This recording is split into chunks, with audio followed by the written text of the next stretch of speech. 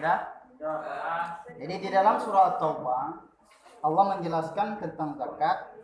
Huzmin, ada itu ya yang huzmin amwalihim. Ya, terus shadaqatun tutahhiruhum wa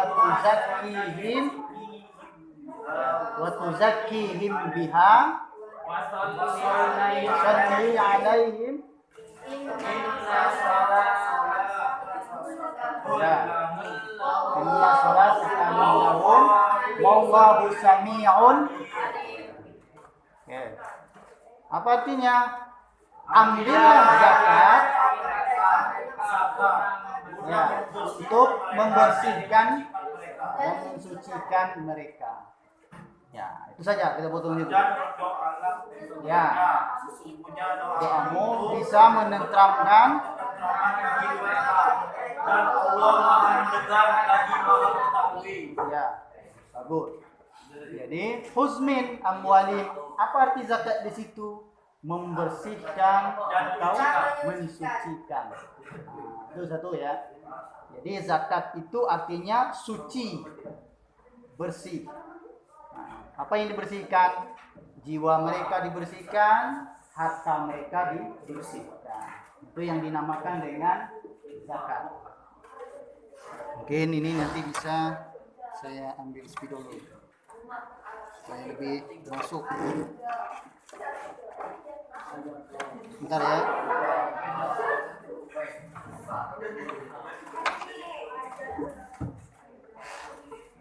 Jadi zakat itu artinya suci atau bersih. Zakat saya artikan dengan suci atau bersih. Ikan suci atau bersih. Zakat itu terbagi menjadi dua. Dua. Zakat mal dan fitrah. Zakat mal dan zakat fitrah. Zakat itu artinya membersihkan harta mereka. Kalau dia zakat mal, maka membersihkan harta. Mal itu artinya adalah harta. Bahasa Arabnya mal. Amwalihim, harta mereka. Husmin amwalihim. Asal kata amwal itu adalah mal. Jadi yang dimaksud dengan amwalihim adalah harta mereka. Kemudian dengan zakat itu juga bisa membersihkan jiwa, menenteramkan jiwa. Itu dinamakan dengan zakat fitrah. Zakat fitrah itu adalah membersihkan jiwa. Setiap yang baru lahir maka wajib bayar zakat fitrah. Kapan bayar zakat fitrah? Sebelum pada akhirnya, itu batas akhir membayar zakat fitrah itu sebelum waktu naik itulah batas akhir. Tapi sebaiknya adalah sebelum sholat itu sudah lunas. Sebab kenapa? Ketika kita beli bayarkan zakat atau 2 hari sebelum lebaran. Kenapa harus seperti itu? Karena kalau kita bagikan zakat itu kepada orang, entah dia mau beli baju lebaran, entah dia mau nggak ada makanan, maka itu menjadi makanan. Mereka merasa terbantu. Tapi kalau udah lebaran, apa waktu lama mau sholat, kita mau membayar zakat fitrah, kapan lagi dia menggunakan paling habis lebaran. Padahal dia membutuhkan apa? Sebelum lebaran. Nah, makanya zakat fitrah itu seabdolnya dibayar sebelum lebaran. Nah, sekarang siapa yang berhak menerima zakat? Coba dibuka surah At-Taubah tadi itu ayat 60. At-Taubah ayat 60.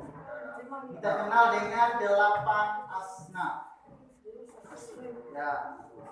Orang yang berhak menerima zakat. Ya. Innama shadaqatul lil fuqara wal masakin. Kita potong dulu. Yang pertama fuqara, fakir. Yang kedua miskin. wal amilin, amil zakat, amilin, amilin, atau amil zakat. Atau istilahnya amil ini panitia zakat, orang yang mengelola zakat. Terus mu'allafatu qulub, orang yang baru masuk Islam, pemalas, yang lemah ekonominya, yang sudah diinginkan ya, atau dia sudah masuk Islam tetapi dia masih lemah ekonomi, maka dibantu dengan harta zakat. Maka dia berhak mengambil harta zakat, tidak dibagikan. Ya. Terus yang kelima, awal rikob. Rikob itu artinya adalah budak. Mulai yang keenam apa? Al-gharib.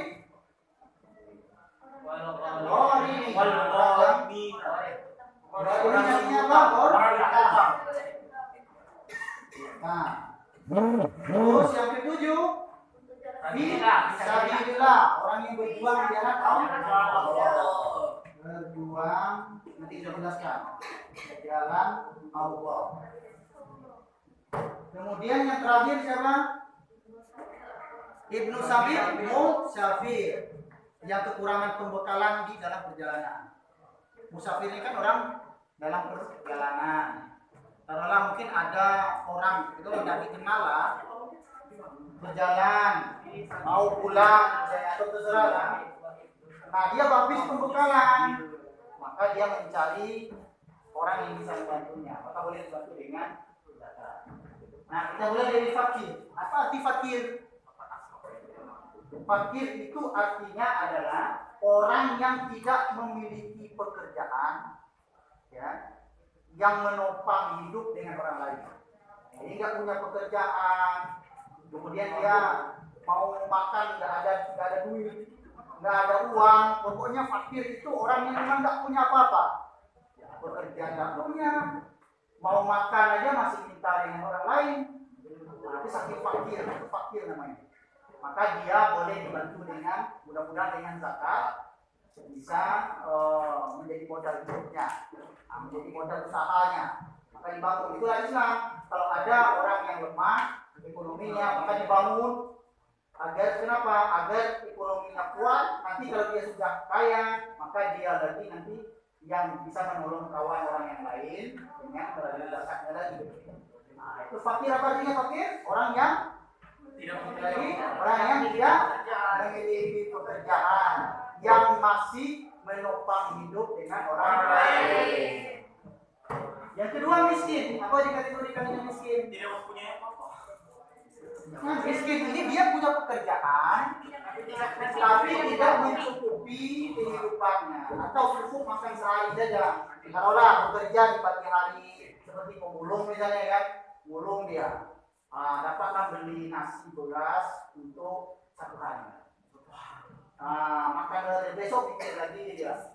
Besok pikir lagi terus, itulah kehidupannya.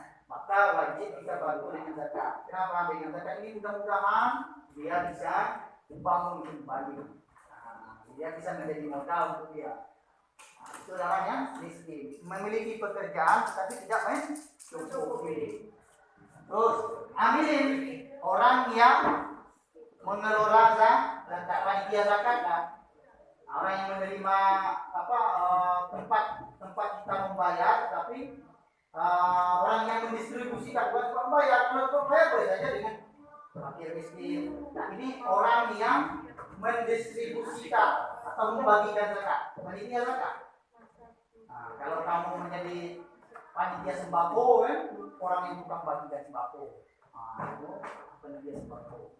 Kalau ini panitia zakat, itu yang mengambil, maka mereka bisa mengambil untuk mereka. Tapi utamakan dulu yang fakir miskin. Kalau fakir miskin sudah habis, sudah ada lagi, ternyata jangan terlalu banyak, maka ambilin itu jangan terlalu banyak mengambilnya. Harus lebih bawah dari fakir miskin. Kalau baik kalau dia sudah mampu, tidak usah ambil. Ya, dia sudah mampu bayar zakat, ekonominya sudah kuat. Untuk apa ngambil dari zakat? Memang enak dibagikan lagi, tambah lagi lah orang gitu kan. Nah, seperti itu. Kalau seandainya sudah nggak bisa lagi diratakan, nah baru. Kemudian ya mualaf. Nah ini terakhir sebenarnya ini, tapi di laporannya buat itu ini terakhir. Maka mualaf orang yang dilunakkan hatinya untuk memasuk agama Islam. Ini adalah mereka yang memang sudah bukan dipaksa, dia memang sudah dari hatinya ingin memeluk Islam. Bukan dipaksa. Kalau dipaksa lain, itu tidak boleh. Karena kita tidak boleh memaksakan orang lain untuk masuk Islam. Nah, apa kata Allah? Lakum dinukum waliyadin. Untukmu agamamu, agamamu. Jangan saling ganggu. Intinya kita bersaudara setanah air, sebangsa. Ada juga saudara seiman, setakwa. Ada saudara sebapak, seibu. Banyak saudara itu kan banyak. Jadi siapapun mereka, agama pun mereka kita tidak pandang. Ya, yang jelasnya mereka adalah saudara. Kalau dia butuh bantuan, dibantu. Begitulah dia bilang. Kenapa? Rasulullah pernah sering setiap pagi itu menolong orang nenek tua, bukan orang Islam, orang yang beragama Nasrani, yang tidak beragama Islam, sudah tua, dia duduk di pasar, dia di buta, tidak melihat, selalu meminta bantuan dari orang lain. Setiap pagi Rasulullah itu jalan ke pasar membagikan roti untuk nenek itu tadi. Setiap dia bagikan, apa kata si nenek itu tadi? Kamu ini pemuda yang baik. Jangan kamu ikuti Nabi Muhammad, melainkan kamu ikuti Rasulullah Muhammad itu. Dia membawa ajaran yang sesat. Oh, Rasulullah nggak dirawan itu. Besok sampai Rasulullah wafat. Terus itu saja yang diomongannya. Jangan kamu ikuti yang namanya Muhammad itu, ajarannya sesat. Jangan kamu ikuti. Bukan seperti itulah setiapnya. Karena Rasulullah membagikan makanan itu sudah disuapnya langsung. Bukan bagikan dua hari lah. Setiap pagi dia besar sampai Rasulullah wafat, maka Abu Bakar menanyakan kepada istri Rasulullah yaitu Aisyah. Kan Aisyah yang masih hidup karena Khadijah sudah. Maka Aisyah kata ini Abu Bakar, wahai Aisyah, apa yang dilakukan oleh Rasulullah yang belum pernah dilakukan? Kata Rasulullah, bahwasanya setiap pagi dia pasar bawa roti, nasi, makan si nenek tua yang pasar terus setiap pagi. Dicarilah nenek itu. Maka setiap pagi Abu Bakar mengasihkan makan. Apa katanya? Makanan ini berbeda, nggak enak yang seperti yang kemarin. Pasti kamu ini orangnya lain. Kok nggak enak rasanya? Nah, makanan yang kemarin kok enak ya. Dan kamu jangan seperti yang namanya mama itu juga. Omongannya tetap menghina juga terus. Akhirnya Abu Bakar menyampaikan, wahai nenek, orang yang sering memberi makan engkau, beliau telah tiada. Itulah yang namanya Muhammad. Setelah itu nenek bersyukur, dia langsung memeluk Islam. Waktu itulah dia memeluk Islam. Dia langsung menangis, dan ternyata selama ini yang ngasih dia makan itu yang dia hina. Nah itu telah kelembutan hati itu. Tidak pernah pandang apakah mereka itu orang ini. Nah di Madinah kan agama kan banyak di Madinah tuh. Ada agama Majusi, Sumbapi, ada agama Islam, semuanya beragam sama di Indonesia. Maka datanglah Rasulullah mendamaikan. Bukan berarti Rasulullah sampai di Madinah itu harus memeluk Islam semua, tidak. Dia mendamaikan. Mana yang beragama lain, izinkan mereka memeluk agama mereka. Islam silakan beribadah dengan agama Islam.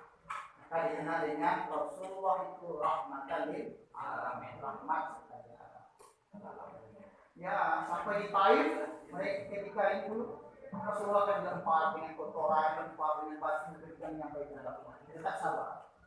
Kita tidak kembali di sini. Kemudian budak, karena perbudakan sudah nggak ada lagi zaman sekarang.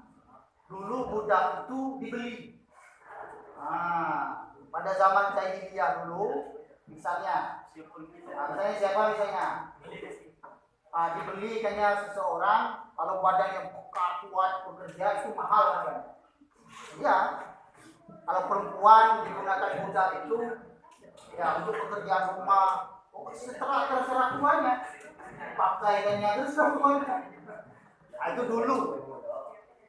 Maka Rasulullah setelah itu kan membebaskan budak itu dibeli, dijual kan budak itu dibeli oleh tuannya, dia harus patuh dengan tuannya. Kamu silakan bekerja, hasil pekerjaan sesuai dengan tuannya, nanti makan, minum, pakaian ditanggung oleh tuan tadi. Pokok makanan sehari-hari itu jenuh, pakaian dikasih, kalau tuannya lebih bagus lagi dikasih bonus kan. Nah itu.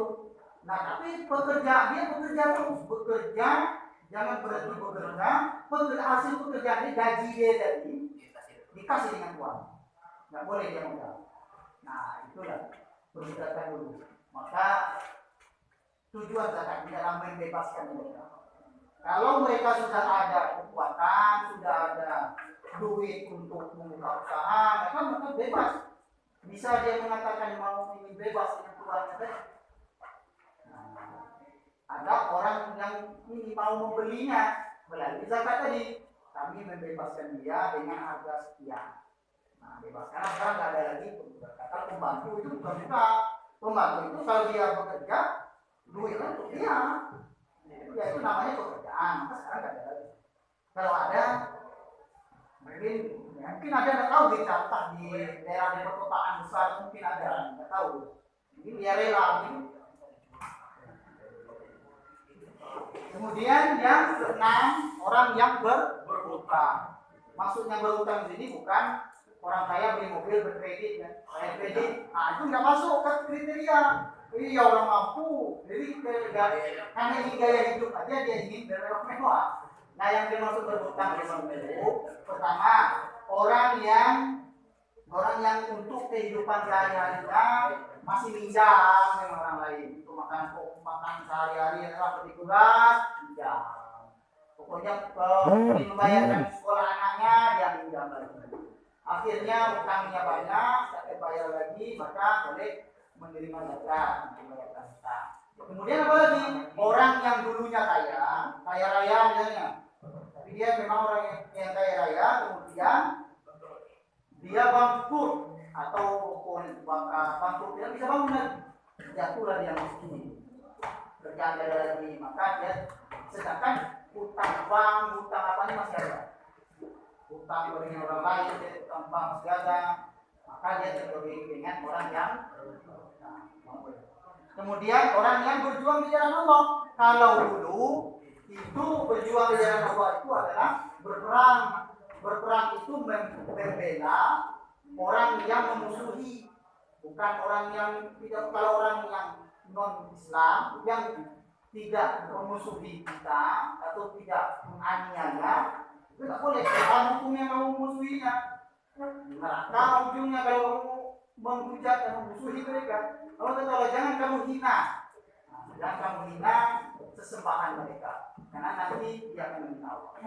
Nah maksudnya di sini adalah orang yang berjuang itu dulu kan orang mau sholat aja, ini dulu agama yang lain di Bapak tuh dulu itu orang Islam mau sholat langsung dipanggil dibantah. Nah itu dulu zaman jahiliyah dulu, karena boleh membuka agama itu di sini dan di Mekah. Dulu Mekah kan masih penyembah berhala. Nah, maka berjuang di jalan Allah yang betul itu untuk menegakkan benar. Maka itu. Tapi sekarang tidak ada lagi yang seperti itu. Berjuang di jalan Allah bukan lagi dengan senjata, tidak lagi dengan golok, tidak lagi dengan bom, dengan ilmu. Maka orang yang menuntut ilmu seperti kamu dan orang ya mubalik, ustaz yang menyampaikan dakwah itu juga bisa menerima zakat. Dapat beasiswa dari Basnaf misalnya, kamu dapat beasiswa, maka dia bilang beasiswa dari zakat. Mana? Dia majukanlah proposalnya dan sampaikanlah bahwasanya dia sedang menimba ilmu agama.